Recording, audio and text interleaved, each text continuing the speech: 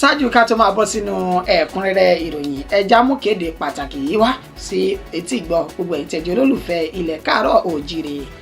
Ẹni tí ń ṣe ọjọ́ 18 oṣù kejì ọdún 2025 tá a wà yìí ó ní ṣe dédé ọjọ́ tí wọ́n bí bàbá ọgbà ọ̀jọ̀gbọ́n àgbà àti aṣíwájú tòótọ́ fún gbogbo ọmọ káàárọ̀ òjíire lẹ́ni tí ń léwájú nípa ìjìjàgbara àti òmìnira ilẹ̀ káàárọ̀ òjíire. Bàbá ọ̀jọ̀gbọ́n àgbà Banji Akintoye Stephen ní ṣe ayẹyẹ ọjọ́ ìbílẹ̀ ní lẹ́ni tí wọ́n pé 90 ọdún lókè pẹ̀.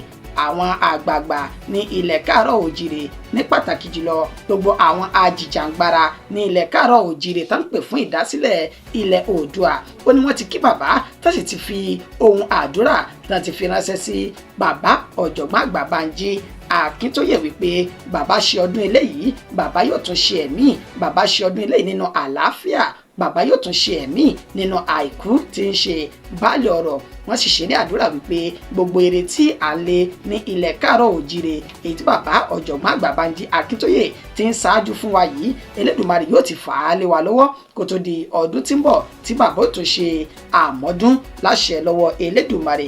Ìkànnì àrólé bàbá 1010 TV2 wọn wá ní kí àjọkọ̀wọ́ dùnú làwọn náà fi wá ń fi èyí kí bàbá ọ̀jọ̀gbọ́n àgbà Banji Akintoye ọmọ wọn ní Èkìtìkété wípé wọ́n kú ayẹyẹ oríkádùn ti ọdún yìí Elédùmarè yóò jẹ́ kí wọ́n ṣe ọ̀pọ̀lọpọ̀ ọdún láyé. Lábẹ́ bẹ́ẹ̀ náà ni àrólé bàbá 1010 Olúmike Ọbalọ́lá JP làwọn náà ń kí bàbá ọ̀jọ̀gbọ́n Banji Akintoye. Àpapọ̀ ẹgbẹ́ ìmọ́lẹ̀ ńlá ògo adúláwọ̀ wọ́n kí bàbá ọ̀jọ̀gbọ́n Banji Akintoye pé wọ́n kú ayẹyẹ oríkádùn Elédùmarè yóò jẹ́ kí wọ́n ṣe ọ̀pọ̀lọpọ̀. Gbogbo àwọn alákòóso ẹgbẹ́ ìmọ́lẹ̀ ńlá adúláwọ̀ làwọn náà ṣe bẹ́ẹ̀ kọ́wọ́ dùnú pẹ̀lú bàbá wa ọ̀jọ̀gbọ́n Banji Akintoye. Elédùmarè yóò fa gbogbo ire tá à ń lé yìí yóò fà á lé wa lọ́wọ́.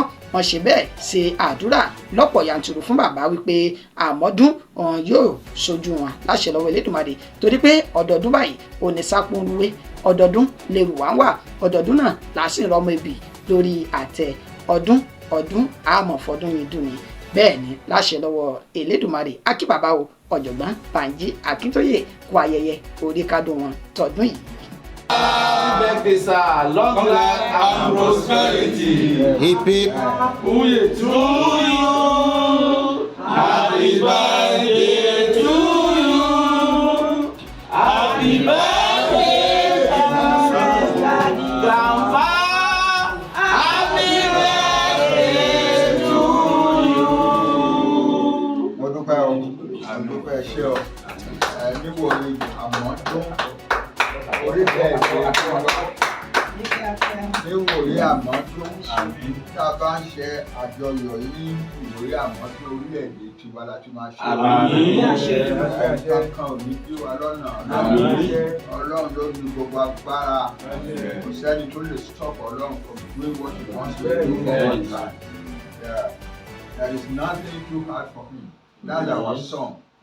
Moses ní nígbà tí àwọn ọmọ iṣẹ́ jáde tán tó wá clear pé kò sẹ́ni tó lè lé wọn mọ́ àwọn ọmọ ìdíjì àwọn àmì ìdíjì kan ti perish sínú òkun pupa ó sì ti gbà ìyẹ̀wò is that possible?